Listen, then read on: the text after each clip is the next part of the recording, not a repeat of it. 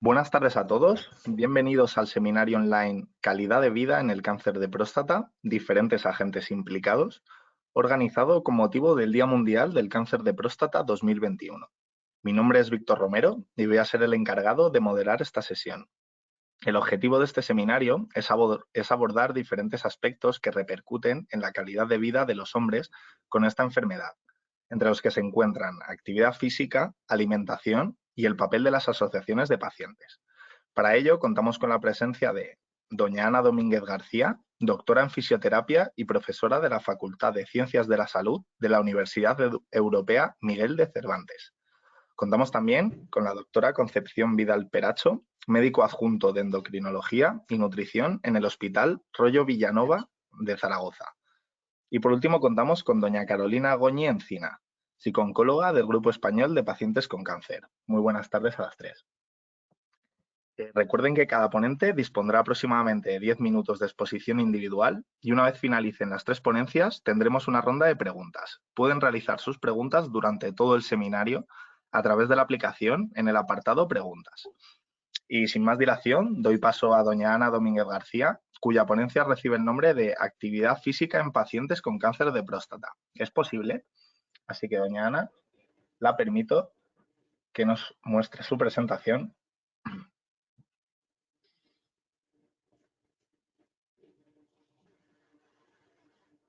Perfecto. Adelante, cuando quiera. Uy, disculpe, doña Ana, no la Ay, escuchamos. perdón, disculpe. Ahora. Disculpa, que había dejado el micrófono silenciado. Nada, no se preocupe, adelante. Ya está. Bueno, nada, pues buenas tardes a todos y nada, en primer lugar agradeceros que hayáis contado conmigo para este espacio. El título de mi charla es Actividad física y cáncer de próstata. ¿Es posible? Y bueno, pues creo que igual no necesitábamos la charla entera para decir que sí, es posible y además tiene múltiples beneficios. Así que vamos a empezar respondiendo a la pregunta y diciendo que sí, que la actividad física es posible y además por varias razones. No solamente por los beneficios que vaya a tener la actividad física, sino también por los beneficios que nos va a reportar en otras esferas y en otros niveles de nuestra actividad. Tiene beneficios a nivel psicosocial y beneficios también relacionados con paliar las consecuencias del tratamiento. Esto hablaremos ahora un poquito más a fondo, pero tanto el tratamiento como los problemas derivados del cáncer de próstata, hay muchos de ellos que podemos minimizar o paliar a través de la actividad física. Al menos que nos quedemos con la idea de que la incontinencia urinaria o la disfunción eréctil, que son dos problemas frecuentes, pueden bueno, pues tener un abordaje desde la actividad física. Y de eso es de lo que quiero hablar ahora. Sí que es verdad que tenemos que tener presente que la actividad física en relación con el cáncer de próstata no la tenemos que pensar únicamente como actividad física durante el tratamiento o con posterioridad al tratamiento, sino que ojalá bueno, pues, realizásemos todos actividad física también antes del diagnóstico. Bueno, pues para hablar un poquito de los beneficios de la actividad física en el cáncer de próstata, no me voy a basar en lo que yo os pueda reportar, sino que bueno, ya ha habido varios estudiosos que se han dedicado a reportar los beneficios. Entonces, yo os lo voy a presentar a través de estudios muy sencillitos, pero para que podamos ver los beneficios o lo que nos puede reportar la actividad física o los riesgos de la inactividad física en cáncer de próstata. Pues, por ejemplo, en este estudio que tenemos aquí, que analizó pues, una gran cantidad de varones, más de 2.000 varones diagnosticados de cáncer de próstata, bueno, se estudiaron algunas variables asociadas al sobrepeso y a la obesidad en estos pacientes. ¿Y qué conclusiones o a qué conclusiones llegaron los autores? Pues que la inactividad física, el sedentarismo, la SE y el sobrepeso están muy relacionados con el padecer cáncer de próstata. Entonces, bueno, pues hubo una asociación muy marcada entre sedentarismo y sobrepeso. Y además el sedentarismo, bueno, pues se ha asociado a un mayor riesgo de detección de cáncer de próstata y además a unos cánceres de próstata que suelen ser más agresivos. Por tanto, inclusive antes del diagnóstico, ojalá partiéramos todos de un buen nivel de actividad física. ¿Cuánto nivel de actividad física? Bueno, pues la Organización Mundial de la Salud nos recomienda hacer al menos 150 minutos de actividad física a la semana, de actividad física aeróbica, de una intensidad pues moderada. ¿Y esto cómo lo podemos repartir? Bueno, pues esto pueden ser 30 minutos de ejercicio durante 5 días a la semana. Entonces, esto que es una recomendación general para todos los usuarios, lo podemos extrapolar a los pacientes con cáncer de próstata y también es algo que se ha estudiado. Entonces, aunque ya se había estudiado en otros tumores, pues recientemente se ha relacionado la actividad física con el cáncer de próstata en cuanto a que el realizar actividad física, al margen de que la hagamos con mayor o menor intensidad, es beneficiosa para la reducción del riesgo de sufrir la enfermedad. De ahí que ojalá pues los varones realizasen una actividad física de forma regular. Entonces, bueno, sabemos que puede ser importante y que es importante realizar actividad física antes del diagnóstico, pero es verdad que durante el diagnóstico y durante el tratamiento hay ciertos procedimientos bueno, que nos dan una serie de complicaciones como la radioterapia o la cirugía que tenemos que tener en cuenta desde el punto de vista de la actividad física. Entonces, respecto a la radioterapia, bueno, pues también hemos hecho algún estudio, ha habido quien se ha dedicado a buscar estrategias complementarias al tratamiento con radioterapia pues para paliar sus efectos secundarios. Entonces, la radioterapia en cáncer de próstata puede tener múltiples efectos secundarios, pero es verdad que nos vamos a fijar en estos 3 que tenemos aquí, en la fatiga, en la disfunción eréctil y en la incontinencia urinaria, porque son 3 muy frecuentes, que son motivo de consulta en las consultas de fisioterapia y que además tienen un abordaje relativamente sencillo desde la actividad física.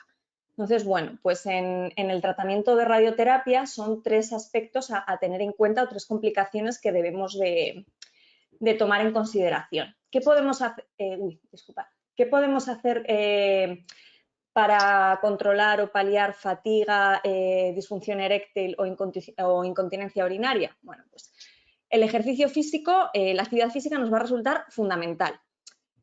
No solamente por los beneficios que ya hemos podido ver, sino porque además disminuye o atenúa los efectos adversos. ¿Y qué tipo de actividad física? Bueno, pues la Organización Mundial de la Salud nos hablaba de que cualquier actividad física a una intensidad moderada podía resultar beneficiosa, pero vamos a ir un paso más allá y diremos que los resultados que se han obtenido en entrenamientos de fuerza son aquellos que en relación a la radioterapia nos han demostrado un mayor nivel de efectividad en cuanto a paliar efectos secundarios. Entonces, el entrenamiento de fuerza os lo presento como una alternativa y como una herramienta para minimizar las secuelas que nos pueda dar la radioterapia, al menos en relación a estos aspectos que estamos comentando. Os puedo convencer yo, pero os pueden convencer, pues eso, a través de algunos estudios. Si nos fijamos en esta tabla que tenemos aquí, que está llena de números, con lo que quiero que nos quedemos es que se mejora en múltiples aspectos relacionados con la condición física. Pues, por ejemplo, el consumo de oxígeno, que es el primero que tenemos. Pues resulta que los usuarios que hacían actividad física, ejercicio de fuerza, que son los segundos, los que tienen las siglas RET, son los que más aumentan en 24 semanas su capacidad su consumo máximo de oxígeno. Y sin embargo, los que no realizan nada, los primeros, los UC, disminuyen su consumo de oxígeno. Haciendo ejercicio aeróbico, que serían las siglas de abajo, las AET, pues mejora, pero no mejora tanto como con el ejercicio de fuerza. Y lo mismo nos va ocurriendo con el resto de variables que estudian. Pues la fuerza de las piernas, pues resulta que los ejercicios de fuerza son los que más aumentan, fijaros, cambia un 25 puntos arriba. En 24 semanas son los que más aumentan la resistencia en la fuerza de miembros inferiores o en fuerza de pecho, que también aumenta. Y otra cosa que es importante es que mejora la actividad física, mejora el porcentaje de grasa corporal, mejora la composición corporal de nuestros usuarios, de tal manera que aquellos que realizaron ejercicio de fuerza no solo es que no aumentaran su porcentaje de grasa corporal, sino que lo disminuyeron ligeramente. Luego el ejercicio es necesario y el ejercicio, y sobre todo el ejercicio de fuerza, es el que mejores datos nos reporta a la hora de minimizar las secuelas de la radioterapia.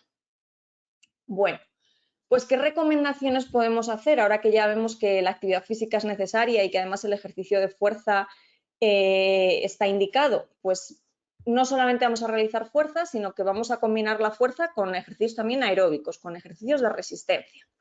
Y además hacerlo en un entorno y con ejercicios que nos apetezcan o que nos gusten, también porque la actividad física nos tiene que reportar beneficios pues a otros niveles, no únicamente físicos, ¿vale? Entonces, bueno, pues las recomendaciones que se hacen en general para los pacientes oncológicos los vamos a extrapolar y nos pueden valer para pacientes con cáncer de próstata. Sí que es verdad que cuando hablamos de cáncer de próstata tenemos que tener en cuenta dos cosas importantes a la hora de trabajar con actividad física, y es que es muy importante por el tipo de tratamiento y por las secuelas que tenemos el trabajo de la musculatura abdominal y de la musculatura del periné, del suelo pélvico. Ya hemos visto que la incontinencia urinaria y los problemas de disfunción eréctil son frecuentes en el cáncer de próstata debido al tratamiento, por la radioterapia hemos visto, pero también por la cirugía. Entonces vamos a intentar no olvidarnos de estos dos grupos musculares como algo importante. ¿Y cómo podemos trabajar estos dos grupos musculares? Ya hemos visto que es importante hacer trabajo de fuerza, pero ¿cómo los podemos trabajar? Bueno, pues un ejemplo de trabajo que luego podemos cada uno adaptar a nuestra situación. Si nosotros medimos la intensidad del ejercicio que hacemos y medimos los beneficios que nos reporta en calidad de vida, pues a lo largo de, por ejemplo, esas 24 semanas que hemos visto antes, si nosotros medimos la calidad de vida, que tenemos una escala, bueno, pues con la escala que utilicemos para medirla y la intensidad con la escala que utilicemos para medir la intensidad del ejercicio, pues resulta que haciendo actividad física somos capaces de aumentar el consumo de oxígeno que nosotros tenemos, lo cual nos puede venir muy bien, pasamos de 16 a 22, y además disminuimos la sensación de esfuerzo. Y en cuanto a la incontinencia urinaria o en cuanto al dolor, pues también disminuye. Entonces, bueno, pues podemos resumir o concluir que 24 semanas es un periodo aceptable para que nosotros, con un programa de actividad física, seamos capaces de aumentar el consumo de oxígeno mientras hacemos deporte, lo cual es beneficioso a múltiples niveles, y disminuir la percepción de esfuerzo que tiene la persona. Pero en lo que quizás nos interese o le interese más a los pacientes con cáncer de próstata y que sufren algún tipo de complicación derivada del tratamiento, como la incontinencia urinaria o el dolor, pues también tras estas 24 semanas disminuimos los síntomas asociados a la incontinencia y los síntomas, la sintomatología dolorosa. Es más, si lo estudiamos por calidad de vida, resulta que también disminuyen. Pasamos de unos niveles, o sea, somos capaces de aumentar aquellos niveles relacionados con calidad de vida. Entonces, bueno, pues podemos decir también que tras estas 24 semanas somos capaces de mejorar la calidad de vida de los pacientes con cáncer de próstata. Y bueno, pues en realidad la actividad física enfocada al trabajo del periné y del suelo pélvico es un trabajo que debemos de hacer con los pacientes que padecen cáncer de próstata. No nos podemos olvidar de que otra de las complicaciones, o bueno, debido al tratamiento, algunos de los pacientes presentan una prostatectomía y es muy frecuente hacer este tipo de cirugía en tumores de próstata. ¿Cuál es el problema de esta cirugía? Que muchas veces cuando se retira la próstata también se retira o se altera el esfínter uretral interno, ¿vale? Que es un poquito lo que tenemos aquí. Entonces, al realizar la prostatectomía, el esfínter uretral interno suele desaparecer o dejar de ser funcional. Entonces, este esfínter, si no funciona adecuadamente, podemos tener problemas de incontinencia. ¿Qué podemos hacer? Bueno, pues trabajar el esfínter externo, que además es un esfínter que responde a contracciones voluntarias. Nosotros con el control consciente de nuestro sistema nervioso podemos decidir contraer o relajar este esfínter, y si tenemos control sobre este esfínter externo, a pesar de que el interno se haya visto afectado por la cirugía, pues podemos entrenarlo para detener o controlar el flujo de orina. Y es algo que a través de la actividad física también hacemos. Así que, en síntesis, la actividad física va a ser necesaria antes, pues porque vamos a partir de una mejor condición para afrontar el tratamiento, va a ser necesaria durante el tratamiento, ya sea una cirugía o ya sea la radioterapia, y por supuesto va a ser necesaria, aunque por tiempo no hemos hablado de ello, después del tratamiento, porque nos va a reportar múltiples beneficios, no solamente a nivel de la esfera física, sino también de nuestra esfera biopsicosocial. Así que, para resumir, pues al menos que nos quedemos con que es necesario hacer actividad física y es posible, sí, es beneficiosa en pacientes con cáncer de próstata. Además, si hacemos ejercicio de fuerza, es el que mejores beneficios nos va a reportar. No nos olvidemos de trabajar abdominales y de trabajar suelo pélvico, y que los beneficios los vamos a notar a nivel físico, como es evidente, pero también a nivel psicológico y emocional. Y, por supuesto, esto está muy bien, pero lo mejor que podemos hacer es acudir a un profesional especializado que sepa cómo pautar o cómo individualizar la actividad física en función del paciente que tenga y pues del momento de la enfermedad en la que nos encontremos. Así que es importante supervisar e individualizar la actividad física que nosotros realizamos. Y bueno, pues esto ha sido un poquito lo que yo os quería transmitir en estos 10-15 minutos que teníamos, y nada, vuelvo a ceder la palabra a nuestro moderador y luego pues estaré encantada de charlar un ratito con vosotros. Pues muchísimas gracias, doña Ana, por su exposición y bueno, por contestarnos tan concisamente a la pregunta que hacíamos con el título, ¿no? Que efectivamente sí es posible. Y como bien indicaba, que en otros seminarios hemos hecho mucho hincapié, siempre con una supervisión, ¿no? de su médico especialista, del oncólogo en este caso, que lleve su patología. Pues muchísimas gracias, doña Ana. A continuación, le voy a dar la palabra a la doctora Concepción Vidal Peracho, que nos hablará sobre la importancia de una buena alimentación durante el proceso oncológico. Así que, doctora, le permito que nos muestre su presentación. Perfecto, ya la estamos viendo. Okay, de acuerdo. Hola, buenas tardes. Soy Concha Vidal, endocrinólogo, y bueno, daros las gracias por la invitación, tanto por la asociación de GEPAC y bueno, por el día que estamos celebrando del Día Mundial del Cáncer de Próstata del 2021. En este caso, el tema que a mí me ha tocado sería cuidando la alimentación en el cáncer. Y sin más, vamos a hablar de algunos aspectos. Pues no. Doctora, si no le... Ahí. Ahora sí que le debería dejar pasar la diapositiva. Vale, de acuerdo. Entonces vamos a hablar de tres aspectos concretos para no extender demasiado el tema. Por una parte, un poquito una introducción, luego hablar de la dieta y el cáncer y luego las controversias, que se refieren a aquellos temas que no están totalmente aclarados o sobre los que hay diferentes puntos de vista. En un principio, bueno, ya sabíamos que el cáncer de próstata es el tumor más frecuente que tenemos en los varones. Es la segunda causa de mortalidad por cáncer después de pulmón y colorectal. Suele aparecer ya con la edad. Un 90% de los casos se diagnostican en mayores de 65 años y la edad media al diagnóstico suele ser 75 años. Entonces tenemos que la edad sería un factor de riesgo de desarrollo de este tipo de cáncer, que es más frecuente en los varones de raza negra y que hay también algún componente familiar en un porcentaje determinado de este tipo de cáncer. Vale, pues no.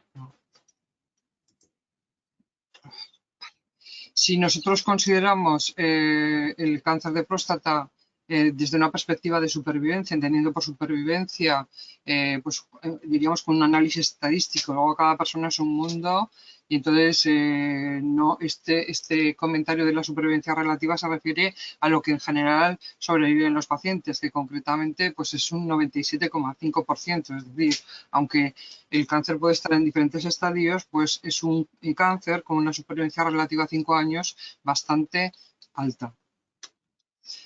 Pero, ¿qué es lo que puede pasar cuando nosotros encontramos con un paciente con cáncer? Pues puede pasar que tengamos un montón de alteraciones. A ver.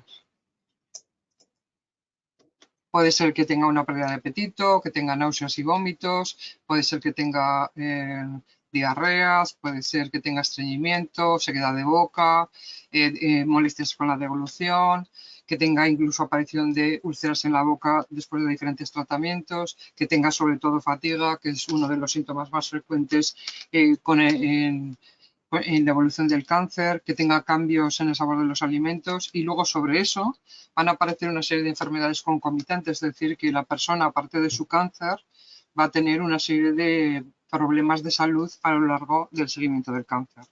En este sentido, comentar sobre todo que, dado que la próstata es un órgano dependiente de su crecimiento de las hormonas masculinas, los andrógenos, concretamente la testosterona, uno de los tratamientos va a ser la supresión o privación androgénica. Con ello lo que se pretende es que el tamaño de la próstata, tanto el tamaño de la próstata normal como el de la próstata tumoral, cuando haces una supresión con medicación, pues disminuye.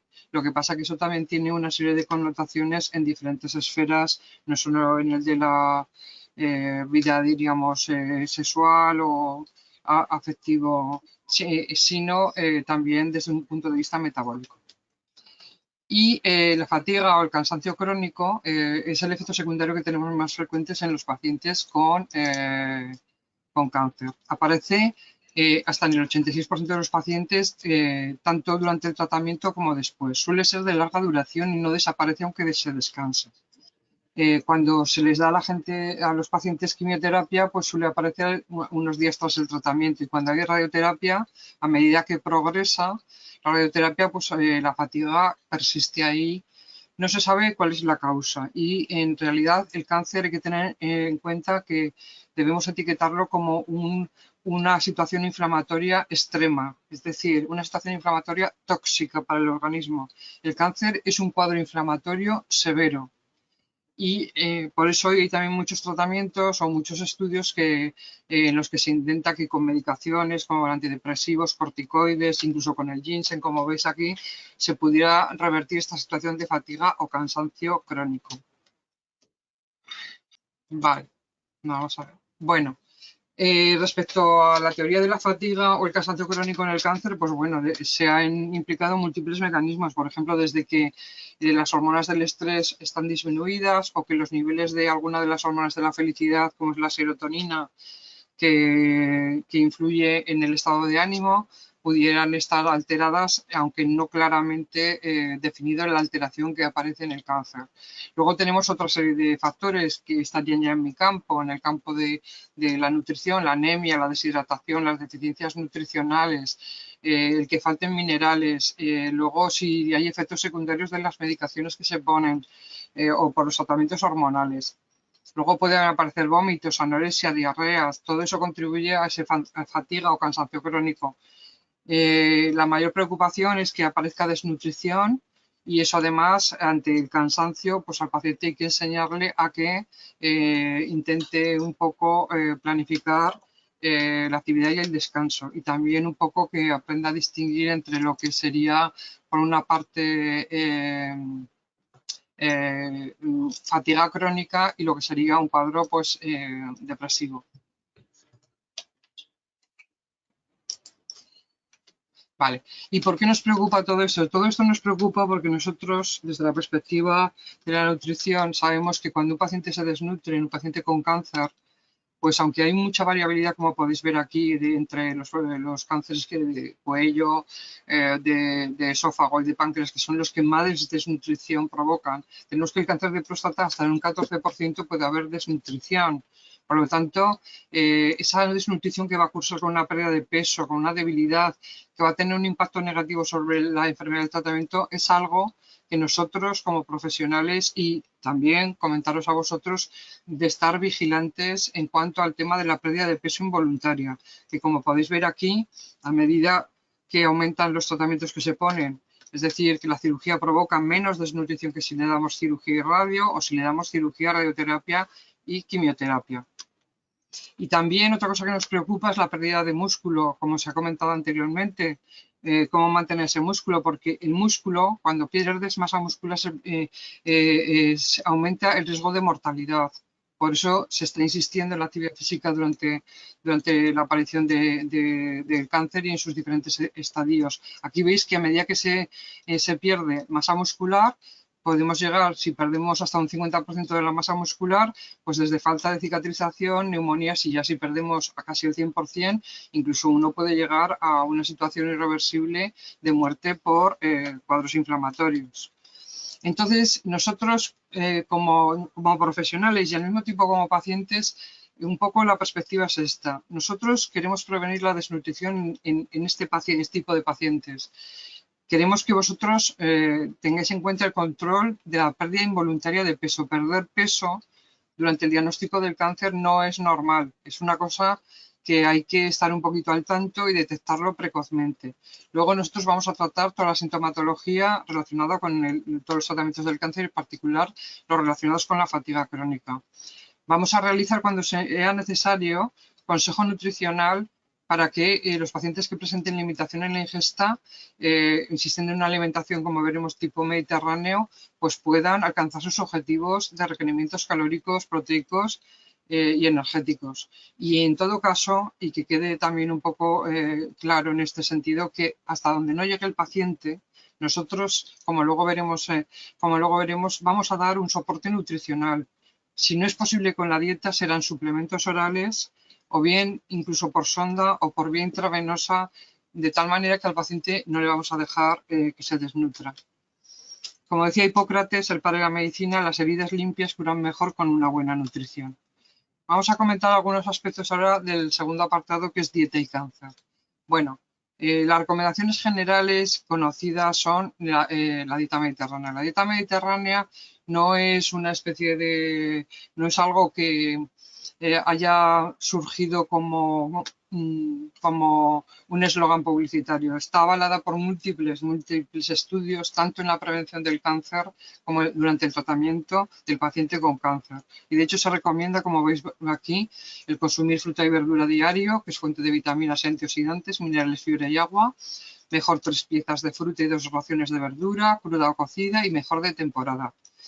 Hay que asegurar, en relación con lo que hemos comentado de la masa muscular, el aporte proteico. En general, en la comida y en la cena, proteínas de alto valor biológico, pescado blanco, azul, marisco, pescado en conserva, carne blanca, también carne roja magra y huevos. Entre horas, embutidos, hipograsos, quesos, yogures desnatados con frutas, frutos secos, legumbres secas o legumbres cocidas. También incluir cereales, granos y derivados a diario, pues bueno, y también arroz, pasta, quinoa, muesli. La hidratación es muy importante y sobre todo por todos los tratamientos, pues un par de litros de agua al día en forma también de agua, infusiones, zumos, licuados vegetales. Es verdad que algunos productos que son de muchísimo interés y con muy alta calidad nutritiva, como son las legumbres, en algunos cánceres como el de mama, que ya lo habréis oído, pues todos los productos derivados de la soja, como tienen unas sustancias que se llaman isoflavonas, pues todos los productos de este tipo hay que limitar la soja porque aumenta la síntesis de la producción de estrógenos. El consumo de sal, pues bueno, lo más natural posible, los azúcares y las grasas pues con limitación, las grasas sobre todo las saturadas y los azúcares pues los refinados. Y las elaboraciones culinarias pues se recomiendan al vapor, hervidas, al horno o a la plancha. Bueno, en general se recomienda pues eso, tubérculos y legumbres 2 o 3 veces por semana, el grano si es posible productos integrales en el caso de que se tolere, los lácteos a diarios porque son muy buena fuente de proteínas, como mínimo 2 veces al día, si es posible 3, y sobre todo si no se toleran los lácteos por la lactosa, pues todos los productos de tipo yogur o kéfir, todas las leches aciduladas que no requieren lactosa, aunque sean de origen animal, pues ayudan a que la microbiota, que son los gérmenes con los que vivimos, que son 90 millones y están en el intestino y convivimos en alegre armonía desde que somos seres humanos, pues ellos estén haciendo su función.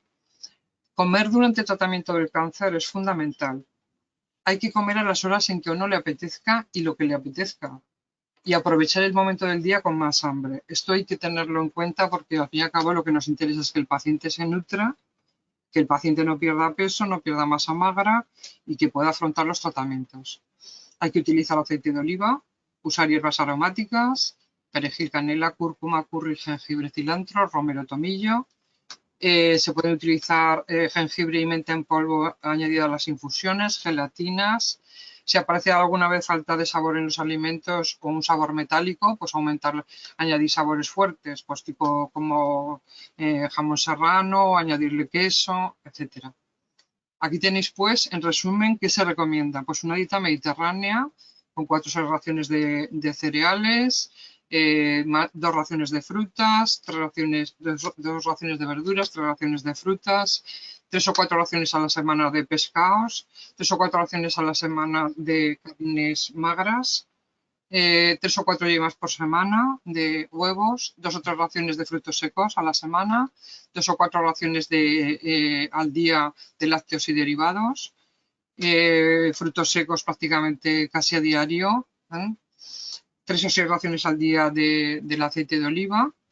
Ocasionalmente todos los productos ultraprocesados se refieren a las pizzas, se refieren a todos las conservas muy elaboradas industrialmente y sobre todo lo que hemos comentado de la hidratación, que son 7 u 8 vasos de agua al día o teniendo en cuenta los zumos, los caldos, etcétera, que se tomen.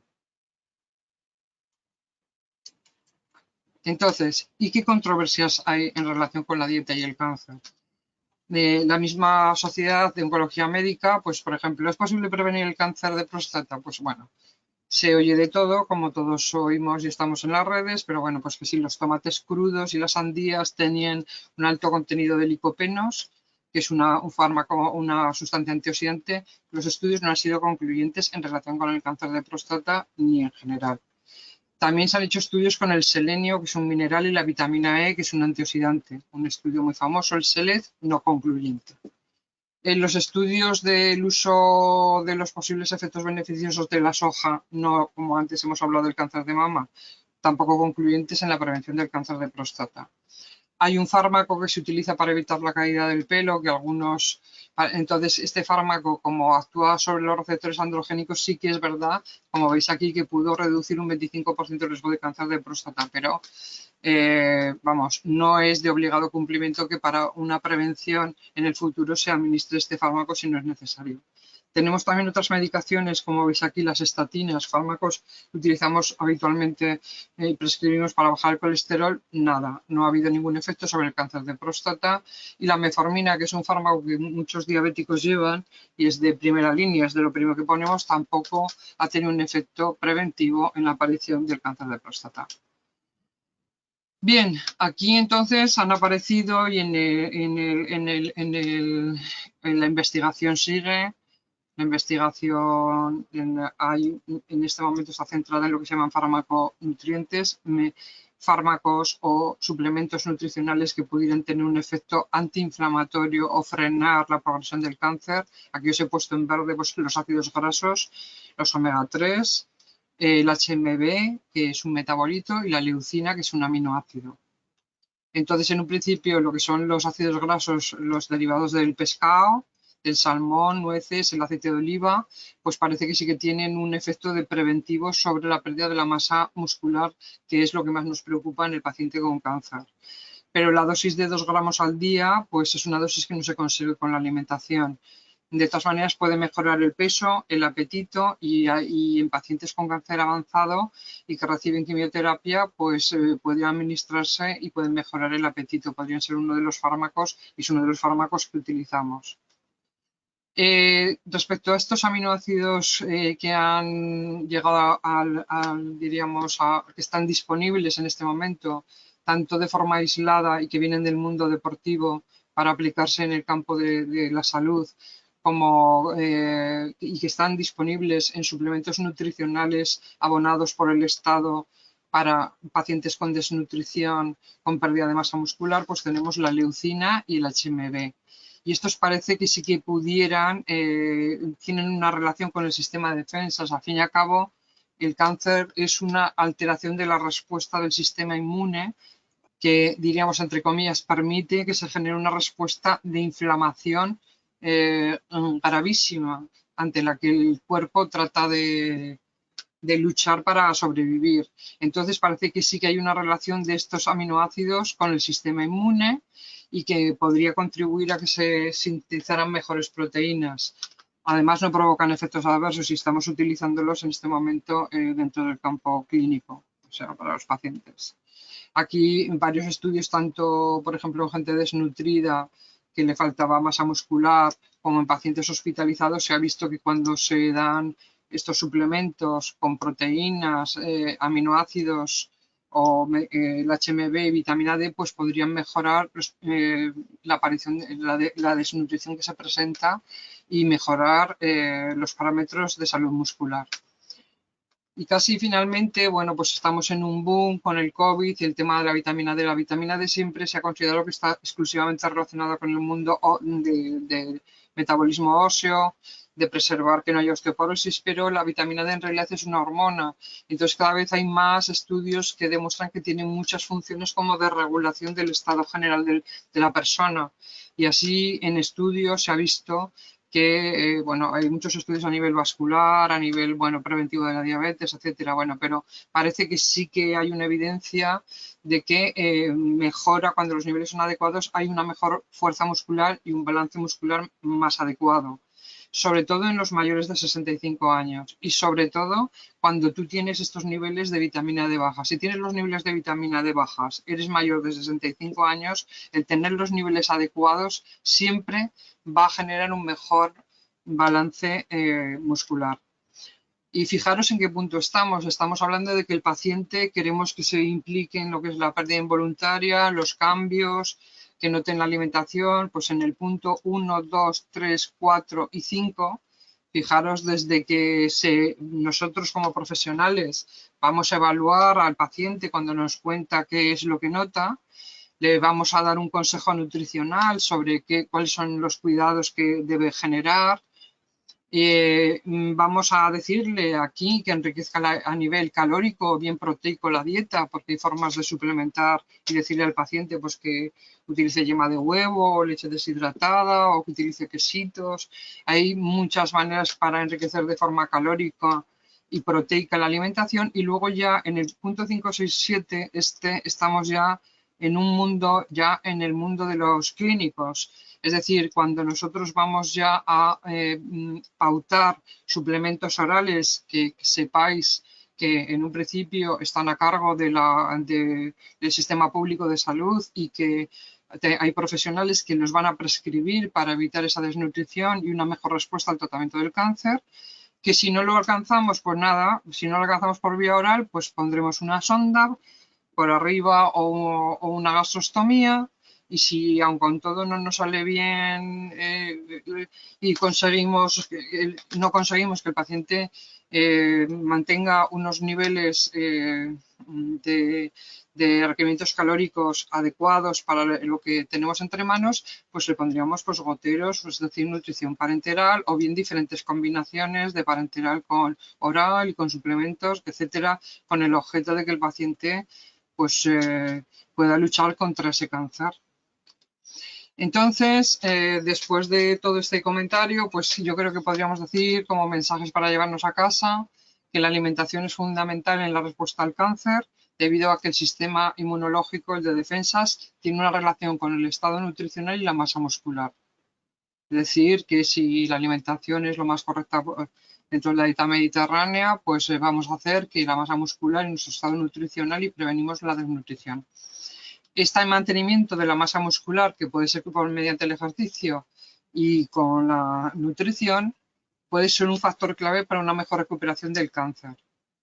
Que no hay un único alimento que cure el cáncer o que lo prevenga, ni una dieta especial. Ninguna dieta especial hasta el momento ha demostrado que por supuesto, que lo cure. Que la pérdida involuntaria de peso y los trastornos en relación con la alimentación deben ser comentados con el personal sanitario. Perder peso no debe considerarse una cosa normal y notar ciertas cosas en relación con los alimentos deben ser comentadas porque el paciente no tiene por qué saber en una serie de cosas y más en una situación, a veces cuando se tiene pues este tipo de patología. Y entonces hay que detectar nosotros y en general hay que detectar a personas con cáncer y con riesgo de desnutrición y tratar la desnutrición de forma precoz, cuando es reversible, porque la desnutrición en el cáncer, si no se trata de forma precoz, se llega a una forma, sobre todo en las formas avanzadas del cáncer, cuando se ha extendido y demás, en la que no es posible, la nutrición no revierte la situación de inflamación y la supervivencia. Y bueno, espero que os haya sido de utilidad y bueno, estoy a la espera de cualquiera de vuestras preguntas. Pues muchísimas gracias, doctora Vidal, por su exposición y bueno, por dejarnos esas reflexiones finales que bueno, desde GEPAC compartimos mucho, ¿no? Sobre todo la de que no hay un alimento solo, ¿no? Que sea la clave, sino una alimentación equilibrada, por así decirlo. Y luego, como siempre, la preguntar a tu médico, ¿no? Al oncólogo siempre es necesario. Pues en último lugar vamos a cederle la palabra a doña Carolina Goñencina. Así que, Carol, te dejo que nos muestres la presentación, porque ella nos va a explicar un poco el papel que tienen las asociaciones en la atención integral al paciente. Así que, Carolina, cuando desees, adelante. ¿Estáis viendo mi pantalla? Sí, perfectamente. Vale.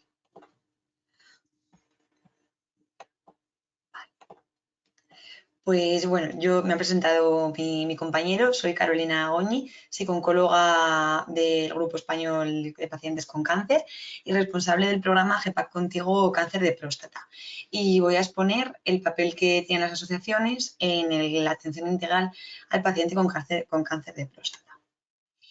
Las asociaciones de pacientes como GEPAC son un recurso que proporciona información, apoyo, asesoramiento y orientación a pacientes y familiares en procesos de cáncer, en este caso de cáncer de próstata.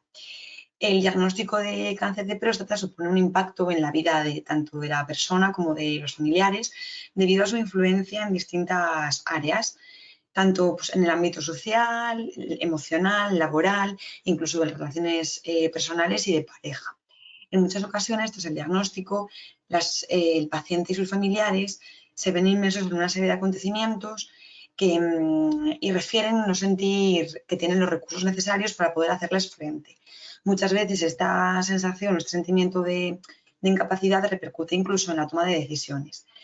Para ello, para hacer frente a todas las demandas que tienen estos pacientes, las asociaciones normalmente disponen de profesionales especializados en cada área que permiten dar una solución a aquellas dudas que pueden surgir desde el diagnóstico del cáncer, durante los tratamientos y una vez finalizados los procesos de tratamiento, pues para poder abordar la nueva vida que llega.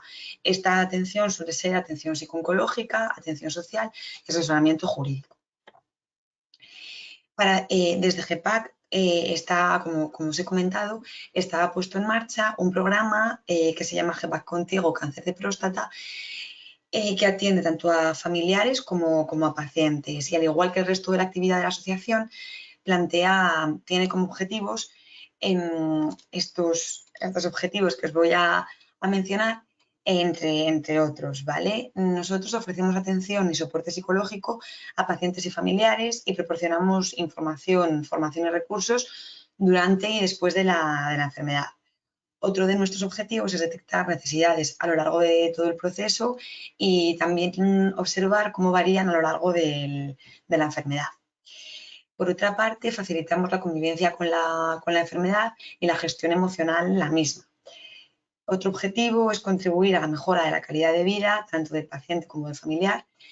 Y respecto a los objetivos con el equipo médico, nos parece de especial relevancia destacar el reforzamiento del vínculo con el equipo médico, ya que en diferentes fases de la enfermedad, una de las necesidades que hemos detectado ha sido la necesidad de información. Entonces, desde la asociación evitamos que el paciente se sobreinforme en fuentes no fiables y, por el contrario, acuda a su médico especialista.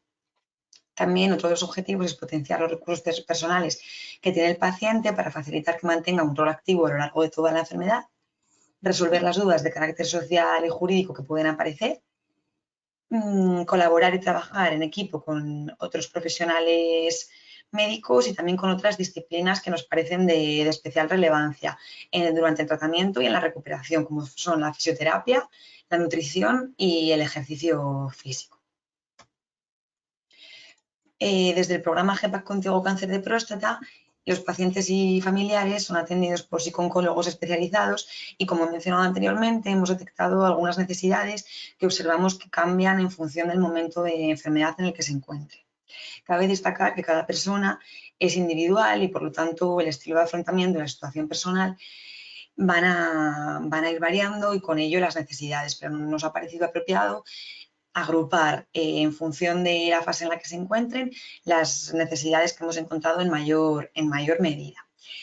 En la fase de diagnóstico observamos que el primer impacto emocional en ocasiones impide asimilar la noticia. Hay pacientes que refieren sentir que no les está pasando a ellos o que ellos no tienen ningún problema de salud, ya que les cuesta entender que haya un problema si no se encuentran mal o no tienen ningún síntoma físico.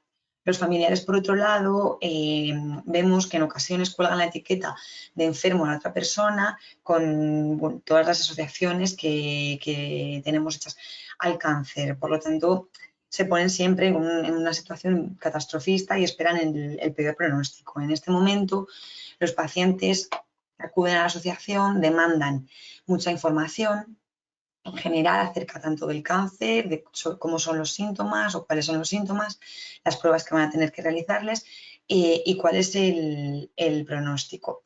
Como he mencionado anteriormente también, aquí vemos que necesitan una fuerte vinculación con el equipo médico y nosotros nos encargamos de reforzar este vínculo. Hay pacientes que desconfían del diagnóstico que se les ha dado y se empeñan en pedir una segunda opinión. Desde GEPAC animamos a pedir una segunda opinión para corroborar el diagnóstico y que los pacientes y familiares se queden tranquilos, pero también animamos a que los usuarios del programa tengan la suficiente confianza con el equipo médico como para exponer todas las dudas y preocupaciones e incertidumbres que les están pasando por la cabeza. E insistimos en que el médico es la fuente de información más fiable de la que dispone.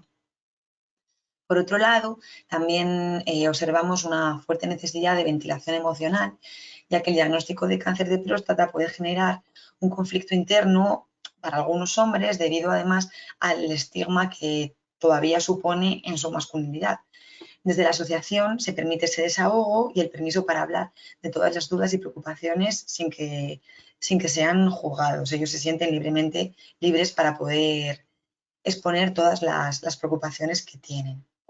Y por último, también tienen necesidad de asesoramiento laboral. Algunas personas, en función de cómo sea su relación con la empresa en la que están desarrollando su actividad, pues tienen dudas sobre su derecho a bajas o en función de cómo sea pues, el equipo de trabajo, como comento. En la fase de elección del tratamiento, el cáncer de próstata destaca por ser un cáncer en el que hay múltiples opciones de tratamiento. La posibilidad de tener tantas opciones a muchos pacientes les supone un aumento de la ansiedad. Y nosotros recomendamos siempre dejarse asesorar por el equipo médico que les esté llevando, ya que existan muchas opciones de tratamiento no quiere decir que sean para todas las personas igual de válidas. Entonces, que depositen esa confianza en el equipo médico de que les asesorarán con la mejor opción disponible.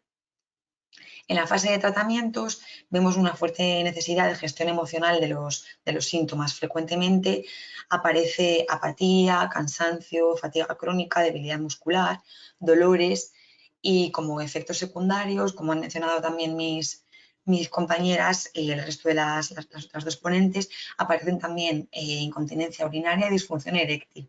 Esto genera mucho desajuste emocional en el paciente con cáncer de próstata. También observamos una necesidad de comunicación con el entorno. A veces, tanto en la familia o en las relaciones sociales, no saben cómo comunicar el diagnóstico de la mejor manera posible, y aquí en el programa les enseñamos a que mantengan una comunicación asertiva y que también aprendan a establecer límites con su entorno. Por otro lado, los cambios en la sexualidad les suele generar, como he mencionado, un desajuste emocional importante, y aquí desde el programa trabajamos la comunicación con la pareja desde el principio y hacemos un ajuste de expectativas que permite reducir ese malestar emocional. También, por otro lado, invitamos o ayudamos a redescubrir la sexualidad de otra forma, permitiendo al paciente que se tome un tiempo para explorar nuevas formas de intimidad que también pueden resultar placenteras. Otro de los conflictos o necesidades que vemos que aparece es el manejo de la incertidumbre, el no saber cuánto se puede prolongar el tratamiento o cuál va a ser el pronóstico del mismo. Normalmente aumenta los sentimientos de ira o frustración, y desde el programa, desde GEPAC, intentamos asesorar o facilitar recursos psicológicos y herramientas que permita al paciente manejar esta incertidumbre. Y por último, también proporcionamos mucha información sobre otros profesionales, como he dicho, fisioterapeutas o nutricionistas, que trabajando de una manera anticipatoria desde el inicio del tratamiento, pues puede disminuir los efectos secundarios del mismo. Y al finalizar los tratamientos y durante la fase de seguimiento, observamos que hay mucha ansiedad ante pruebas de seguimiento o control, por ejemplo, del PSA, que aquí aparece un fenómeno denominado ansiedad PSA, que es que muchos pacientes se ponen muy nerviosos siempre que les tocan revisiones o pruebas. También aparece el manejo del miedo a las recaídas y la convivencia con los efectos del tratamiento en caso de que se cronifiquen. En conclusión, debido a que puede resultar, como hemos visto, un proceso muy prolongado en el que suceden muchos acontecimientos estresantes, resulta fundamental el trabajo y la intervención desde un equipo multidisciplinar. Por ello, las asociaciones se convierten en un eslabón en la cadena de este equipo, que pretenden unir y reforzar los esfuerzos que todos los profesionales hacen y, por supuesto, ofrecer soporte psicológico y acompañamiento al paciente y a sus familiares a lo largo de todo el proceso. Desde GEPAC Contigo queremos transmitir la importancia del diagnóstico precoz del cáncer de próstata, dar visibilidad al mismo y normalizar la aparición de este tipo de cáncer tan común entre los hombres, pero todavía tristemente silenciado, y animar a aquellas personas que están viviendo un proceso como este a que busquen ayuda. Os he dejado el correo electrónico del programa abajo y el número de la asociación del Grupo Español de Pacientes con Cáncer al que podéis acudir para consultar dudas, tanto del cáncer de próstata como de otro tipo de cánceres. Y muchas gracias. Pues ahora muchísimas con mis gracias, compañeras. Carol, por tu exposición y bueno, por contarnos un poquito pues eso, a qué se dedican las asociaciones de pacientes y sobre todo en qué pueden ayudar, ¿no?, a estos pacientes de cáncer de próstata. Así que muchísimas gracias. Pues la verdad es que tenemos solo 2 preguntitas, así que bueno, parece que las 3 exposiciones han sido bastante claras. Yo creo que no ha tenido muchas dudas la audiencia. Eso sí, nos preguntan, bueno, yo creo que en este caso sí que están bastante diferenciadas para quién va cada pregunta. Nos preguntan para la doctora Vidal, ¿hay algún alimento que no deba consumir porque es perjudicial para el cáncer de próstata concretamente? A ver, bueno, yo creo que sobre todo, pues todos los que se recomiendan a la población general que no son saludables, es decir, todos los procesados en general, no específicamente para el cáncer de próstata, sino como un preventivo de calidad nutricional, es decir, todos sabemos lo que llama la gente el fast food, la comida rápida. Es decir, no quiere decir que no se pueda comer pizza, no quiere decir que no se pueda comer en un momento determinado, pero pues repostería industrial. Pero bueno, yo creo que si tuviéramos que decir algo, pues bueno, vamos a hacer repostería casera, vamos a evitar pues eso, las formas de cocinado pues que nos apetecen fritos, pues está bien, pero que quiero decir que no como una forma habitual, sino como una excepción. Un poco el sentido común, es decir, Lo que pasa que también hay que decir que como hay muchas alteraciones pues eso, de la capacidad, diríamos, de alimentarse según los tratamientos, pues tampoco hay que ser en este sentido tremendamente rígido. Es Ajá. decir,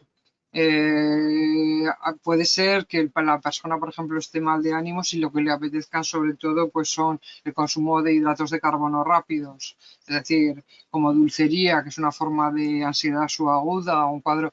Bueno, pues eso hay que identificarlo y ir hacia, diríamos, el consumo de productos dulces, por llamarlo de alguna manera, pero a lo mejor de mejor calidad, no con procesados industriales. En general, todos los procesados industriales sí que son muchos, tienen muchas calorías, tienen pocos antioxidantes, las vitaminas están alteradas por las formas de procesado. Entonces, bueno, pues en este sentido, moderación.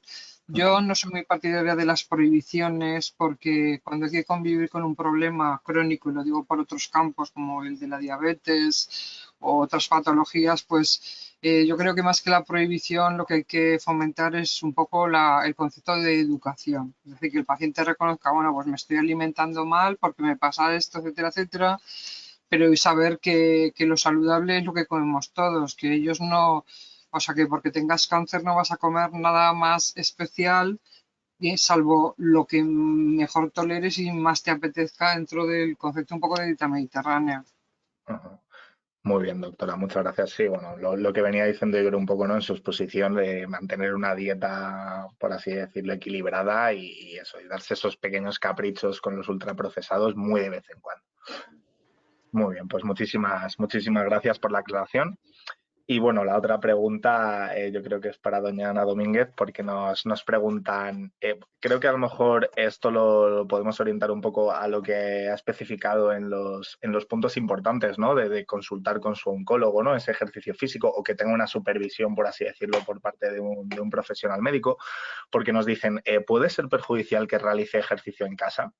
Entonces me imagino que orientará la pregunta a eso, ¿no? A qué ejercicios puedo hacer o qué no, o con quién tengo que hablar para hacer ciertos ejercicios. El problema no es, vamos, es decir, si podemos hacer ejercicio en casa, lo podemos hacer al aire libre o lo podemos hacer, bueno, pues en una sala de ejercicio, en un gimnasio. El problema no es tanto el dónde lo hago, sino quién me ha pautado ese ejercicio o quién está supervisándolo. Entonces, no hay problema siempre y cuando el ejercicio esté pautado y yo pueda resolver mis dudas con mi profesional de referencia en realizarlo en casa, que además es algo que ahora a raíz de la epidemia del COVID muchos pacientes pues igual ya no acuden tanto a nuestras sesiones presenciales y hacen más bueno, pues actividad física en el domicilio supervisada y no hay problema, puede tener también beneficios siempre y cuando pues eso tengan a mano y disponible a ese profesional que les puede orientar sobre qué ejercicios hacer. Yo no hablaría de si lo debo de realizar en un sitio o en otro, sino bueno, con qué apoyos cuento para poder individualizar o supervisar mi ejercicio. No va a haber problema en realizarlo en un domicilio o en otro lugar, y más ahora en la situación en la que estamos. Muy bien, doña Ana, pues muchísimas gracias por su respuesta, perdón. Así que bueno, ya no tenemos más preguntas, por lo que con esto concluye el seminario Calidad de vida en cáncer de próstata, diferentes agentes implicados. Muchas gracias a todos los asistentes y a los ponentes por estar hoy con nosotros a través de la pantalla y haber compartido esta tarde para informarnos sobre los problemas en la calidad de vida que sufren los pacientes con cáncer de próstata. Agradecemos especialmente a los ponentes su tiempo, ya que nos lo prestan de forma altruista. Y luego esperamos que les haya gustado y resultado interesante lo expuesto esta tarde. Y si quieren volver a ver el seminario o recomendarlo a algún amigo, lo encontrarán guardado en el canal de YouTube de GEPAC y en la web que hemos realizado con motivo del Día Mundial del Cáncer de Próstata. Así que muchísimas gracias a todos y muy buenas tardes. Buenas tardes a las tres. Muchas gracias. Hasta luego, pues. Adiós. Adiós.